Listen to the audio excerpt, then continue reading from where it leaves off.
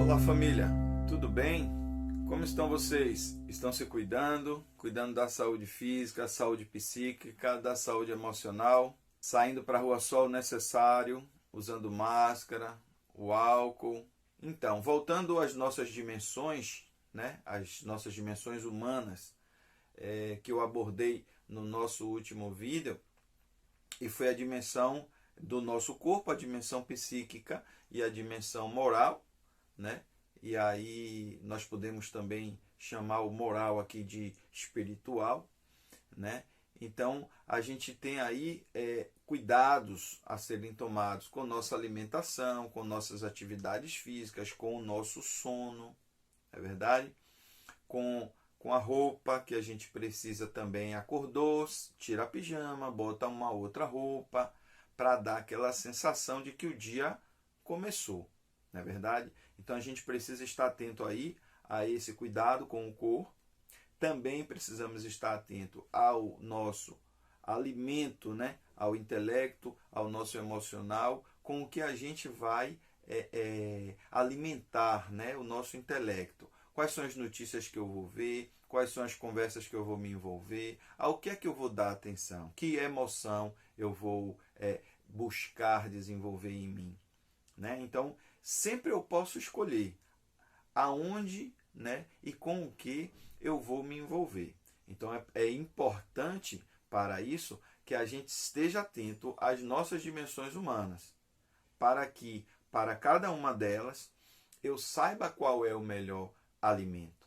Então, para o corpo físico hoje, nesse momento que eu não estou fazendo tanta atividade, o que é que eu devo comer? Em que quantidade? Em que horário? Não é verdade? Está todo mundo se queixando. Estou ficando gordinho nessa pandemia. É porque a gente está acostumado a comer uma determinada quantidade, mas também a gente está acostumado a gastar uma certa energia, né? Se movimentando, subindo, descendo escada, andando para pegar um transporte, correndo na escola, enfim. E aí não estamos fazendo mais nada disso. Mas a nossa alimentação continua a mesma. Para onde vai essa energia que a gente não gastou? Vai ficar armazenada na forma de gordura no nosso corpo. Então, essa dimensão física a gente precisa estar atento. A gente precisa estar atento à nossa dimensão psíquica e emocional. Vou me envolver com o quê? Vou ver jornal de manhã, de tarde, de noite, de madrugada?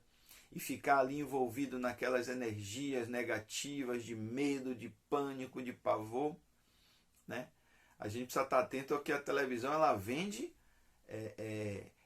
notícia, né? Então as notícias normalmente são dadas de uma forma exagerada, não é verdade? E quanto ao nosso lado espiritual, nosso lado moral, o que é que eu preciso também, né? De que forma eu preciso alimentar esse lado espiritual, esse lado moral? Para alimentar o nosso lado espiritual, o nosso lado moral, que é o lado que vai estar regulado pela nossa consciência. E aí, quem é a nossa consciência? Precisamos estar atentos a isso, né? A nossa consciência é aquele juiz maior que vai nos guiar as nossas ações no que é o certo e no que é errado, no que é o bom, no que é ruim, entre o bem e o mal. Então, sempre que a gente faz alguma coisa que fere os nossos princípios, a gente fica com a consciência pesada, não é verdade? Então, é muito bom a gente poder botar a cabeça no travesseiro de noite e deitar com a consciência tranquila. E a gente só faz isso se a gente age com razão, dentro da razão, com boa intenção e com bom senso. Então, a consciência é que vai regular as nossas ações para que a gente procure agir sempre com uma moral elevada. Então, a gente precisa, para agir com a moral elevada, a gente precisa ter razão no que a gente vai falar, a gente precisa ter bom senso no que a gente vai fazer e a gente precisa ter boa intenção. Às vezes a gente tem razão, mas não tem boa intenção, mas não tem bom senso. Às vezes a gente tem razão, bom senso, mas não tem boa intenção. E às vezes a gente tem boa intenção, tem bom senso, mas não tem razão. Então é preciso a gente se autoconhecer, porque muitas vezes a gente vai agir em prol do outro com o nosso filtro. E é importante a gente se autoconhecer para que a gente, quando for agir em prol do outro, a gente não interfira com os nossos valores. Todos nós temos vícios de comportamento. E evoluir espiritualmente é exatamente transformar esses vícios de comportamento em virtudes. Por exemplo, se eu sou nervoso, agoniado, sinto raiva, brigo, eu preciso desenvolver em mim a temperança, a harmonia, a calma, né? A sabedoria. Então, para todo vício, existe uma virtude a ser desenvolvida. Como é que eu vou saber? Me auto-observando, me percebendo. A meditação é um caminho, que é silenciar e buscar sentir. Agora, a gente pode meditar durante as nossas relações. Fiz uma coisa, a pessoa reagiu, aquilo mexeu comigo. Eu vou meditar em cima daquilo. Eu vou meditar em cima daquele sentimento. Então, essa é a meditação mais importante, é a meditação dinâmica. Então, se eu estou atento ao movimento que acontece com meu sentimento, a partir das minhas relações, eu vou me perceber. E os nossos vícios de comportamento, eles tendem a se repetir. Então, se eu me percebo, se eu me observo, e sempre percebo que determinado vício de comportamento se repete na minha vida, quando determinada coisa acontece, eu estou aí a me observar e a me autoconhecer. Então eu vou procurar agora perceber qual é a virtude que eu preciso desenvolver em contrapartida a esse vício de comportamento que eu tenho. Esse é o processo de autoconhecimento. Tá certo? Então, por exemplo, meu filho está estudando em casa agora. Através de videoaula, ele não tem mais os professores presentes, né, como tem na escola, ao vivo, corpo a corpo. Não tem mais a coordenação presente, corpo a corpo. Não tem mais o colega presente e os colegas presentes, corpo a corpo. Mas ele tem toda uma estrutura que está ali através do computador, através do celular, através dos livros. Só que ele precisa de uma ajuda. E aí, como é que eu estou me posicionando em relação a essa ajuda? Algumas crianças têm autonomia. Algumas crianças têm facilidade com matemática, outras com ciência, outras com português. E naquela disciplina que ele tem a dificuldade, que ele precisa do apoio, do incentivo? A gente adulto precisa do incentivo para não deixar a toalha no banheiro, para não tirar a meia e deixar ali no canto, para poder varrer a casa, para poder jogar o lixo fora, para poder lavar a louça, para poder fazer a comida. Olha quanta coisa. Para poder lavar roupa, estender roupa, passar roupa. Então são muitas coisas que a gente precisa estar atento com o outro, que é adulto, que é nosso companheiro, que é nossa companheira. Quanto mais uma criança que antes estudava numa escola, presencialmente, e agora está estudando em casa. Então a gente precisa ter esse olhar, ter esse cuidado. Muitas pessoas estão tirando loucamente as crianças da escola porque acham que a escola não está mais exercendo a função. Eu estou jogando meu dinheiro fora. Agora pensem vocês, se a escola não está mais exercendo a função e para a criança isso já é um impacto, mesmo com o auxílio dos pais, imagine sem o auxílio dos pais ou dos responsáveis. Então a gente precisa pensar em tudo isso. Outra coisa, se a escola não está tendo mais essa função, como será o impacto da falta dessa escola na vida dessa criança? Porque quando a gente troca uma criança de escola, uma escola onde a criança vai presencialmente, isso gera um impacto porque você vai mudar toda uma conjuntura social, os amigos, os professores, o projeto pedagógico da escola. Então, toda essa mudança pode causar um transtorno na vida daquela criança. Ainda mais se eu tiro aquela escola e não reponho outra escola fisicamente na vida dessa criança.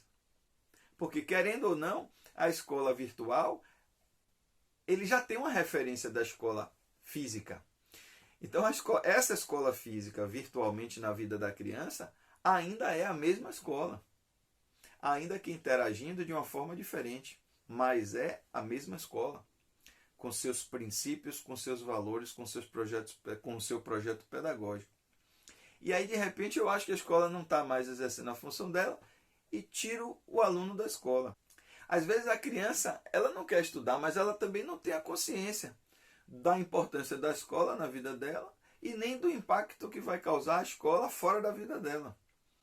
E muito menos de um ano a menos na vida acadêmica daquela criança, na vida dela.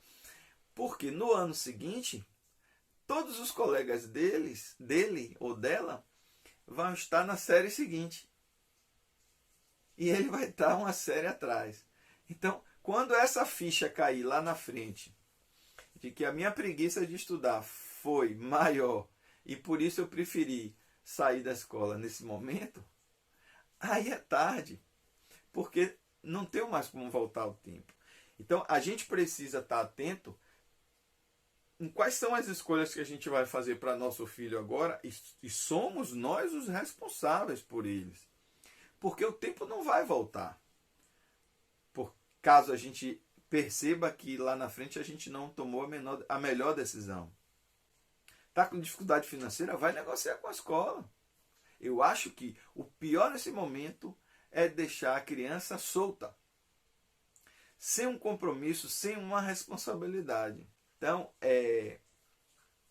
estar atento quais são os nossos vícios de comportamento, nesse momento, sobretudo.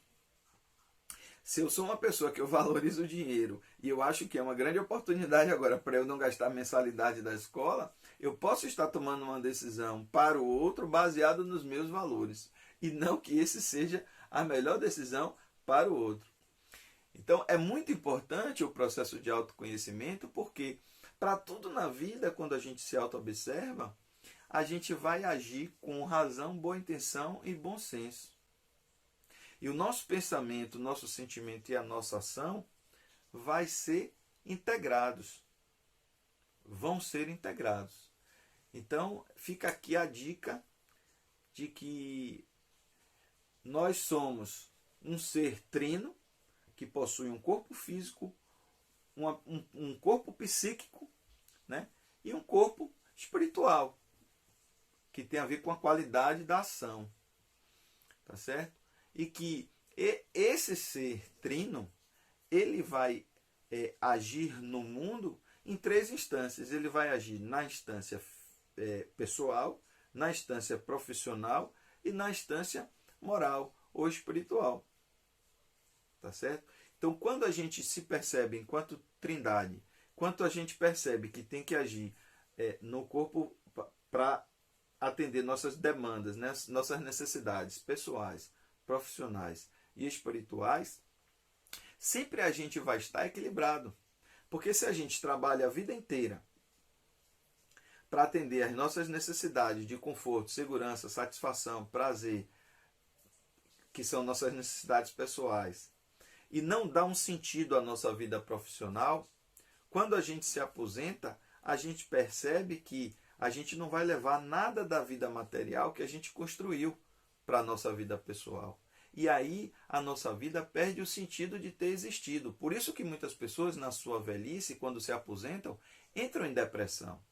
Porque a única certeza que elas têm ali naquele momento é que a morte é o que está mais próximo de acontecer. E a gente precisa viver a nossa vida com sentido. A gente precisa dar um sentido à nossa vida. Para isso, a gente precisa se compreender como um ser que tem um físico, um psíquico emocional e uma dimensão espiritual. É nessa dimensão espiritual que a gente vai dar o sentido à nossa vida. A nossa contribuição social através da nossa profissão, ela vai vir a partir do sentido de coletivo, do sentido de caridade, do sentido de como é que a gente vai dar a nossa contribuição, para só a partir daí a gente realizar a nossa vida pessoal, família, filho, carro, casa. Então, é o espiritual, é o moral, que está feito ao coletivo, a nossa contribuição coletiva, que vai proporcionar, através da nossa vida profissional, a gente se realizar pessoalmente. Então, essa compreensão, né, de ser humano composto por 3 dimensões vai nos proporcionar viver uma vida de forma mais harmoniosa, de forma mais inteligente. Ok? Reflitam sobre isso. A propósito, sobre o cuidado com os nossos filhos. Eu vi 2 filmes ao longo de minha vida que me mexeram bastante, que foi A Procura da Felicidade, com Will Smith, e A Vida é Bela. Não lembro agora o ator principal. A Vida é Bela é um filme bem denso, é um filme que fala sobre o nazismo, mas todos os 2 filmes eles têm uma história, um enredo em comum, que é o pai fantasiando uma situação para que o filho passe por uma situação difícil, né, que os 2 estão passando, na verdade, sem que o filho perceba que a situação é tão triste, é tão grave, é tão séria. E aí o pai, com todo sofrimento, ele consegue ir ali, tapeando o filho, enganando o filho, e para que o filho não viva a parte negativa da experiência e ele não leve um trauma para a sua vida. Porque não se engane, às vezes a gente vive uma experiência negativa na nossa infância e a gente carrega ela por toda a nossa vida.